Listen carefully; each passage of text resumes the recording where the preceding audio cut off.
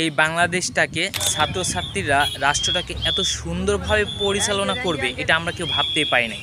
Event আমাদের দেশের সম্পদ, আমাদের ছাত্রছাত্রী ভাইরা, আমার বোন, আমার কলিজার ভাই, আমার কলিজার বোন, তাদের আমাদের বাংলাদেশ সেনাবাহিনী প্রধান তাদের এই কাজ দেখে মুগ্ধ, কল্পনাও করতে পারেনি যে আমার বাংলাদেশের এই প্রজন্ম, এই নতুন প্রজন্ম এই বাংলাদেশটাকে এতটা ভালোবাসবে, এটা কেউ কল্পনাও করতে পারে। এবং সাধারণ মানুষরাও এত খুশি এই ছাত্রছাত্রীদের ট্রাফিক আইন মেনে এবং দায়িত্ব পালনের ক্ষেত্রে খুবই খুবই গর্বিত।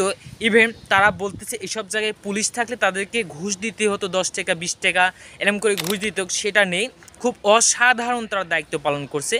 এটা আমাদের বাংলাদেশ সেনাবাহিনী প্রধান স্যার তাদেরকে খুবই কৃতজ্ঞ জানিয়েছে এবং তাদেরকে ধন্যবাদ জানিয়েছে যে আমাদের দেশের তরুণ তরুণীরা যে এত সুন্দরভাবে রাষ্ট্রটাকে পরিচালনা করছে, এই বাংলাদেশটাকে পরিচালনা করছে। একটা কথা মাথায় রাখবেন, এই দেশটা আমাদেরই, এই দেশটাকে বহির্বিশ্ব এবং বাইরের দেশের কাছে আমাদেরকে আরও তুলে ধরতে হবে। আমাদের মেধাবী ভাই বোনরা যারা ঢাকা বিশ্ববিদ্যালয়, কুমিল্লা বিশ্ববিদ্যালয়, চট্টগ্রাম রাজশাহী বিশ্ববিদ্যালয়ে যারা পড়াশোনা করেন, তাদের প্রতি আমার অন্তর থেকে সেলুট জানাই। তাদের এই সুন্দর কাজ দেখে আমি নিজেই হতবাক হয়ে যায়। এত সুন্দরভাবে তারা যে রাষ্ট্রটা পরিচালনা করতেছে, আমার মাঝে সাঝে মনে হচ্ছে পুলিশের দায়িত্বটা আমাদের এই ছাত্র ভাইদেরকে দেওয়া হোক, কারণ তারা এত সুন্দরভাবে পরিচালনা করতেছে।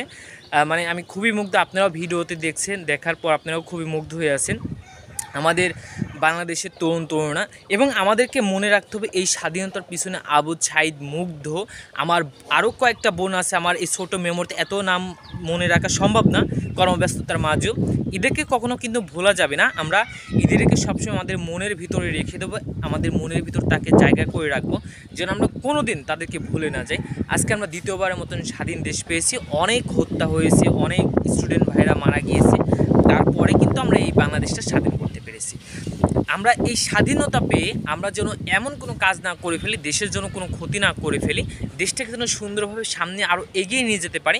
আমাদের ভিতরে এই প্রত্যাশাটাটুকু সবসময় থাকবে, আমাদের ভিতরে সবসময় এটুকুই থাকবে যেন আমরা রাষ্ট্রের কোনো সম্পদ নষ্ট না করব, দেশের যেন ক্ষতি হয় এমন কাজ করব না, দেশটাকে সুন্দরভাবে এগিয়ে নিয়ে যাব, দেশটাকে আরও বহুদূর এগিয়ে নিয়ে যাব। দেশের ভিতর কোনো নয়রাজ্যকর সৃষ্টি আমরা হতে দেবো না ইনশাল্লাহ। দেশটা আমাদেরকে ভালোবাসতে হবে, দেশটাকে আমাদেরকে নিয়ে আগায় নিয়ে চলে যেতে হবে। এই দেশটা আমাদের, আমরা ভালোবাসবো। এই মাতৃভূমিতে আমাদের তরুণ প্রজন্ম যারা আসবে, নতুন প্রজন্ম যারা আসবে, তাদেরকে আমরা গল্প শোনাতে পারবো, বাবা এইটার জন্য এই ভাই, তোমার এই ভাই শহীদ হয়েছে, এই বোন শহীদ হয়েছে, তারা শহীদ এই দেশটাকে স্বাধীন এনে দিয়েছে এবং তোমরা এখানে প্রাণ ভরে নিঃশ্বাস নিতে পারছো এবং মন খুলে কথা বলতে পারছো।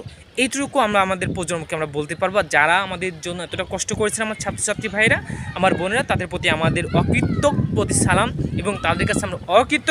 হয়তো আমি মাঠে নামতে পারি নাই, মাঠে নামে কথা বলতে পারি নাই, তবু আমি ভিডিওর মাধ্যমে যতটুকু পারছি আমি ছাত্রদের সঙ্গেই ছিলাম শুরু থেকে। আপনারা যারা আমাকে চেনেন বা আমাকে দেখেন বা শোনেন, তারা হয়তো বুঝতে পারবেন আমি সবসময় ছাত্রদের সঙ্গেই ছিলাম। ছাত্ররা আমার ভাই, আমাদের দেশের সম্পদ। আজকে আমরা যেখানে দায়িত্ব পালন করছি, এই ছাত্রছাত্রীরা আগামী দেশের সম্পদ, তাদেরকে আমরা সবসময় মূল্য দেব, সম্মান দেব। তাদের প্রতি আমার অকারণ ভালোবাসা এবং সেলুট রইল।